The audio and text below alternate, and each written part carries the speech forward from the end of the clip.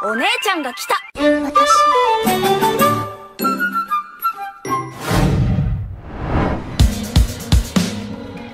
Well teman-teman, gimana dengan episode kedua kali ini? Kemarin kita udah dibikin merinding, tegang, goosebumps. Sekarang kita langsung sedikit disuguhkan pada momen kesedihan kematian Chojiro sekaligus kesadisan yang dilakukan oleh Killge beserta Yuhava.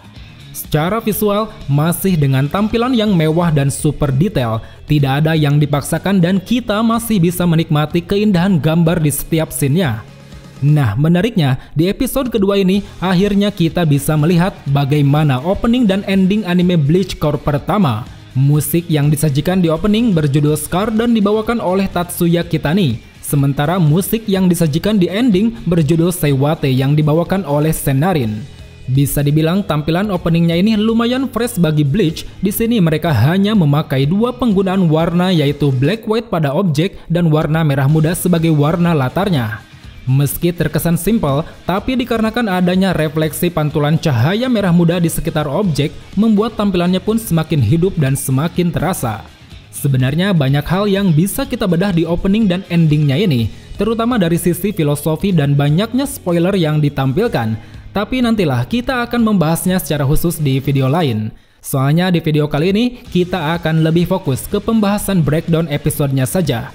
So teman-teman, tanpa menunggu waktu lama, mari langsung saja kita masuk ke dalam breakdown anime Bleach Arc Thousand Year Blood War episode kedua.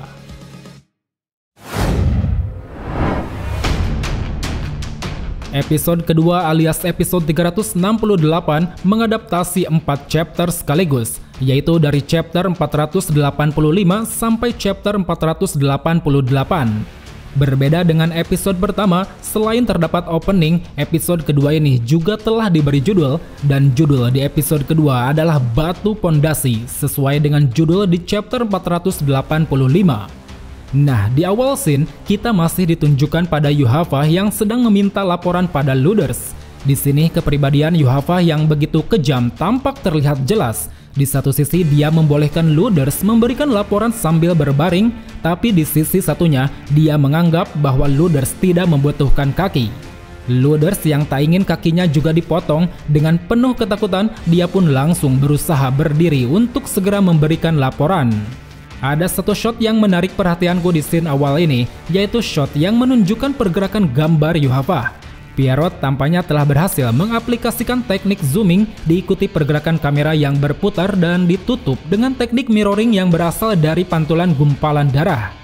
Gila, menurutku itu adalah ide yang sangat keren. Pierrot lagi-lagi kembali menunjukkan sisi sinematografi yang sangat unik. Next, berpindah ke tempat kediaman Ichigo. Di sini tidak ada yang berbeda dengan manganya, di mana Sado, Orihime, Ishida beserta Yuki dan Shino tengah membicarakan Ichigo yang belum juga kembali selepas mengejar Eburn.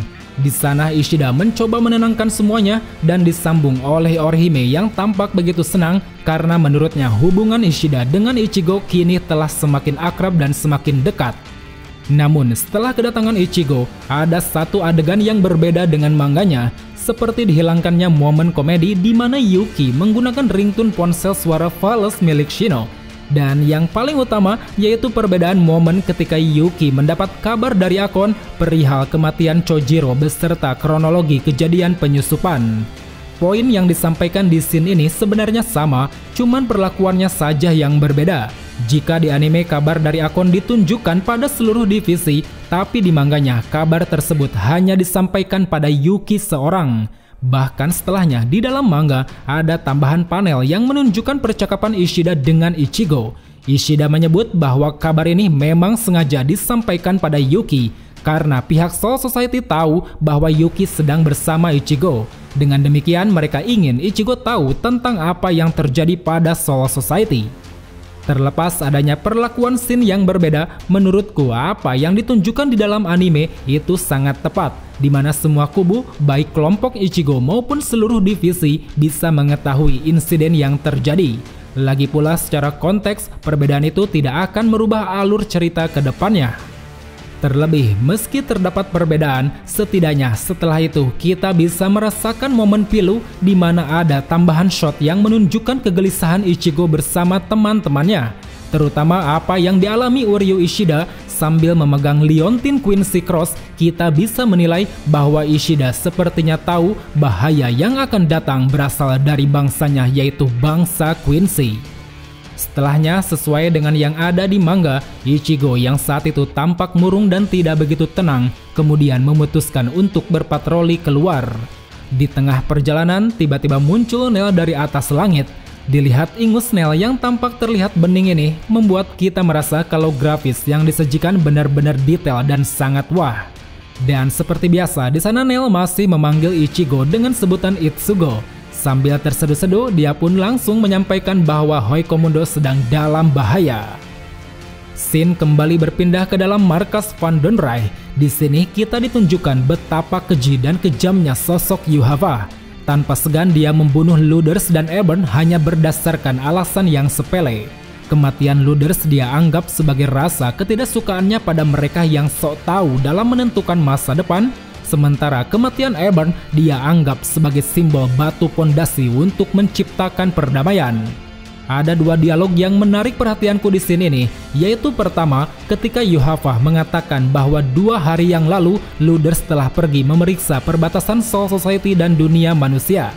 Perkataan ini tentu membuatku menduga apa mungkin yang dimaksud Yuhava di sini merujuk pada awal chapter 481, di mana saat itu Hiyori menyadari adanya sebuah portal bayangan yang mencurigakan.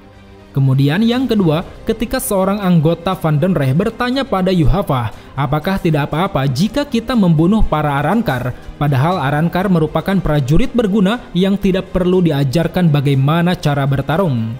Pernyataan ini tentu membuat kita pun akhirnya tahu bahwa ternyata Ebon bukanlah Quincy, melainkan dia adalah seorang Arrancar. Tapi yang jadi pertanyaan, kenapa Ebon bisa menjadi prajurit Quincy? Bukankah Arrancar adalah racun bagi Quincy? Untuk menjawab pertanyaan ini mungkin akan kita bahas di video selanjutnya.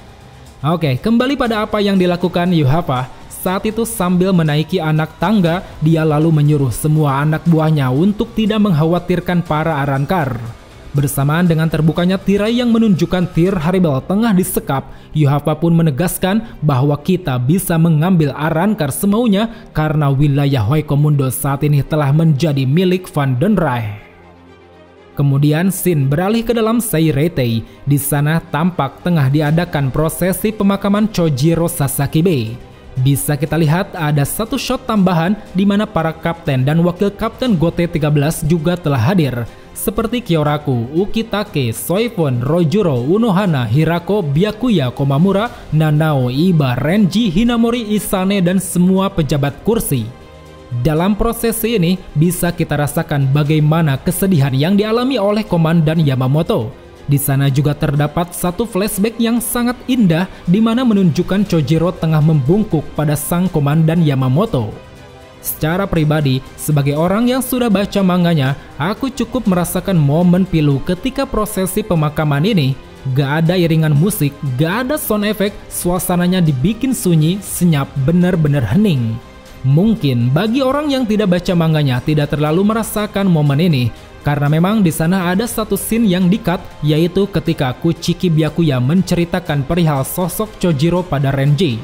Dari mulai bagaimana pencapaian Chojiro selama menjadi Shinigami, bagaimana dia mampu menguasai Bankai sebelum Kyoraku dan Ukitake, bagaimana dia tidak suka menunjukkan kehebatannya di depan orang banyak, dan bagaimana dia tidak ingin menjadi kapten hanya gara-gara sumpah setianya pada sang Komandan Yamamoto.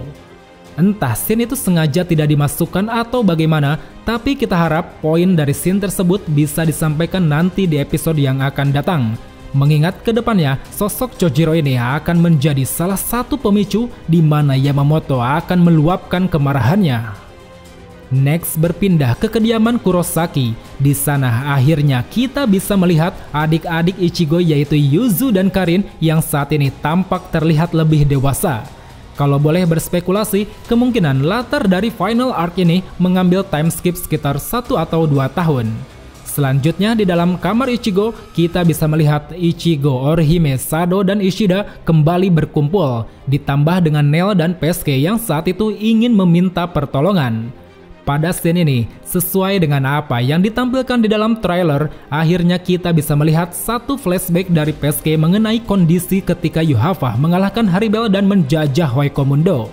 Scene tambahan ini benar-benar mengerikan. Kita bisa merasakan bukti nyata dari ancaman besar Van den Rey yang ingin mendeklarasikan sebuah peperangan.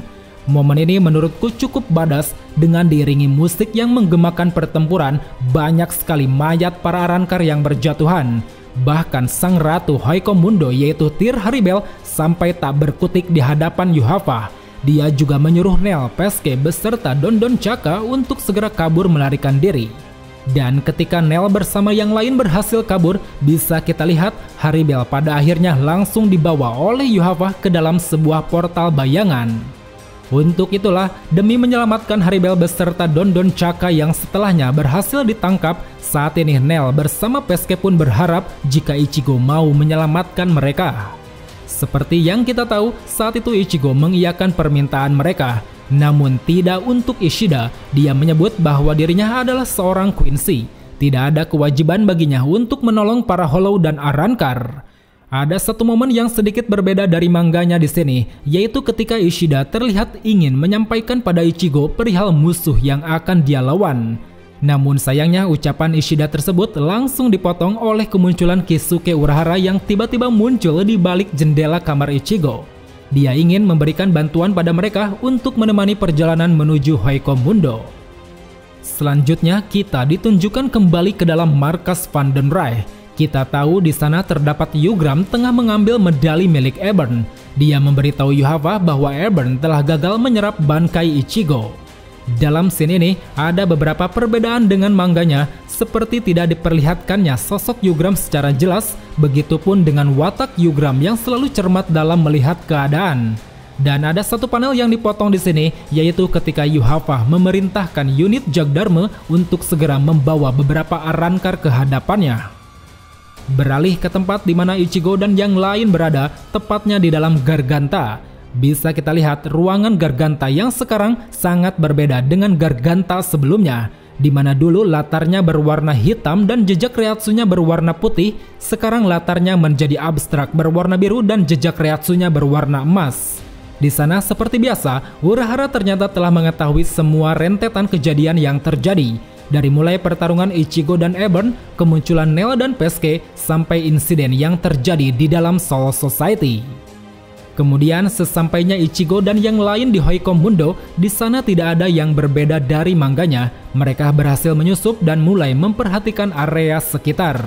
Cuman yang bikin beda di sana, yaitu di animenya kita bisa merasakan arti dari sebuah penjajahan. Ada banyak sekali para mayat yang tergeletak diikuti api biru yang bisa membakar komponen Reishi di Huaycomundo. Selebihnya sesuai dengan manga, seperti Ichigo yang langsung bergegas pergi ke tempat lokasi musuh, diikuti oleh Sado dan Orihime dan disusul oleh Urahara bersama Peske.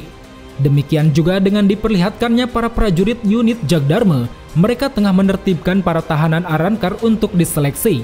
Dan yang paling menarik di sini yaitu ditunjukkannya sang pemimpin unit Jagdharma bernama Killge Aopi.